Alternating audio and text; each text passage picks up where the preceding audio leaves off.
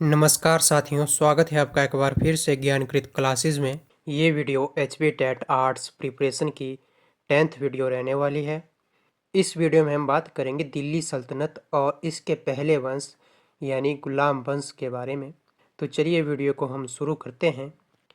यदि बात करें कि दिल्ली पर सल्तनत काल कब से कब तक रहा, तो ये 1206 ईस्वी से लेकर 1526 ईस्वी तक रहा, जिसमें कुल मिलाकर 5 राजवंशों ने राज किया। जिसमें पहला है गुलाम वंश, जिन्होंने लगभग 84 ईयर तक राज किया दिल्ली सल्तनत पर। उसके बाद खिलजी वंश आया और खिलजी वंश ने लगभग 30 वर्षों तक राज किया और दिल्ली सल्तनत पर सबसे कम जो राज किया वो खिलजी वंश ने किया। उसके बाद आते हैं तुगलक, और तुगलकों ने दिल्ली पर लगभग 94 ईयर्स राज किया। उसके बाद आते हैं सैयद, और ये लगभग 37 वर्षों तक दिल्ली सल्तनत पर राज करते हैं। उसके बाद जो लास्ट राजवंश होता है वो है लोधी वंश, जो कि लगभग 75 ईयर तक दिल्ली सल्तनत पर राज करते हैं। तो चलिए अब बात करते हैं पहले वंश यानी गुलाम वंश के बारे में। जैसा कि मैंने आपको अभी कहा कि लगभग 84 ईयर तक दिल्ली सल्तनत पर राज किया, और ये राज उन्होंने 1206 ईस्वी से लेकर 1290 ईस्वी तक किया।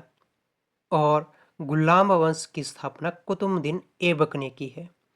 चलिए अब गुलाम वंश के प्रमुख शासकों के बारे में बात करते हैं, जिनमें सबसे पहले हैं कुतुबुद्दीन ऐबक, जिन्होंने दिल्ली सल्तनत पर 1206 ईस्वी से लेकर 1210 ईस्वी तक राज किया।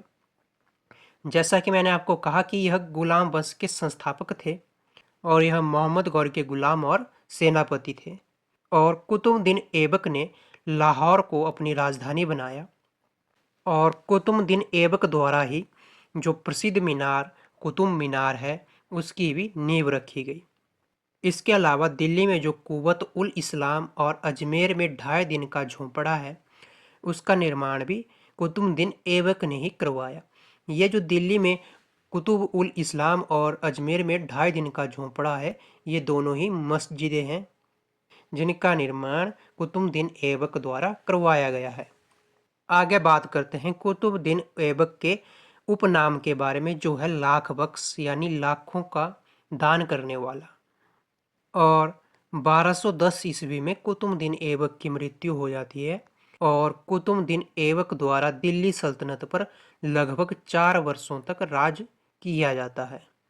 चलिए अब आगे बात करते हैं इल्तुतमिश के बारे में। इल्तुतमिश ने दिल्ली सल्तनत पर लगभग 1211 ईस्वी से लेकर 1236 ईस्वी तक राज किया। इल्तुतमिश कुतुबुद्दीन ऐबक के दामाद और गुलाम थे। इल्तुतमिश द्वारा राजधानी को दिल्ली में स्थानांतरित किया जाता है लाहौर से, और इसके अलावा इल्तुतमिश ने अरबी सिक्के चलाए, जिनमें जो चांदी के सिक्के होते थे उन्हें टंका कहा जाता था, और तांबे के सिक्कों को जित्तल कहा जाता था। इसके अलावा जो कुतुबुद्दीन ऐबक द्वारा कुतुब मीनार की नींव रखी गई थी, उसका निर्माण कार्य भी इल्तुतमिश द्वारा पूरा कराया गया। इल्तुतमिश द्वारा एक और कार्य किया गया कि इल्तुतमिश ने तुर्कान चहलगानी और इक्ता व्यवस्था की भी शुरुआत की। तुर्कान ए चहलगानी में इल्तुतमिश द्वारा 40 तुर्क सरदारों का एक संगठन बनाया गया। इक्ता व्यवस्था एक ऐसी व्यवस्था थी कि इसमें जो सैनिक हैं उन्हें वेतन की जगह जमीन दी जाएगी। और इसके अलावा इल्तुतमिश का जो एक उपनाम था वो था गुलामों का गुलाम, यानी इल्तुतमिश को गुलामों का गुलाम भी कहा जाता है। इल्तुतमिश की मृत्यु 1236 ईस्वी में हो जाती है, और इल्तुतमिश जो है वो दिल्ली सल्तनत पर लगभग 25 वर्षों तक राज करते हैं। इल्तुतमिश के बाद दिल्ली सल्तनत पर इल्तुतमिश का पुत्र रुकनुद्दीन फिरोज जो है वो गद्दी पर बैठते हैं, लेकिन वह एक अयोग्य शासक होते हैं, और वे थोड़े समय के लिए ही दिल्ली सल्तनत पर राज करते हैं। और रुकनुद्दीन फिरोज जो शासन करते हैं वो अपनी माँ शाह तुर्कान के इशारों पर करते हैं, जिसके कारण तुर्की अमीर जो हैं वे नाराज हो जाते हैं और रुकनुद्दीन फिरोज को गद्दी से हटा देते हैं और रजिया को सिंहासन पर बिठा देते हैं। ताकि मैंने कहा कि जो तुर्क अमीर होते हैं वे रुकनुद्दीन फिरोज से उतने खुश नहीं होते हैं और उन्हें गद्दी से हटा देते हैं और फिर रजिया सुल्तान को सिंहासन पर बिठा देते हैं। रजिया सुल्तान 1236 ईस्वी से लेकर 1240 ईस्वी तक दिल्ली पर राज करती हैं और रजिया सुल्तान जो है वो दिल्ली सल्तनत की पहली और एकमात्र महिला शासक होती हैं। महिला होने के कारण रजिया सुल्तान को विरोधों का सामना भी करना पड़ता है, लेकिन यह खुद को एक सक्षम और न्यायप्रिय शासक साबित करती हैं। इसके बाद दिल्ली सल्तनत पर नासिरुद्दीन महमूद राज करते हैं। रजिया सुल्तान के बाद गुलाम वंश के जो एक और प्रमुख शासक बनते हैं वह होते हैं गयासुद्दीन बलबन या बलबन, जो 1266 ईस्वी से लेकर 1287 ईस्वी तक राज करते हैं। बलबन का वास्तविक नाम बहाउद्दीन है और बलबन द्वारा ही तुर्कान ए चहलगानी की समाप्ति भी कर दी जाती है। आपको पता होना चाहिए कि बलबन जो था वो तुर्कान ए चहलगानी का एक सरदार था। इसके अलावा बलबन द्वारा सिजदा एवं पापोस प्रथा की भी शुरुआत की गई।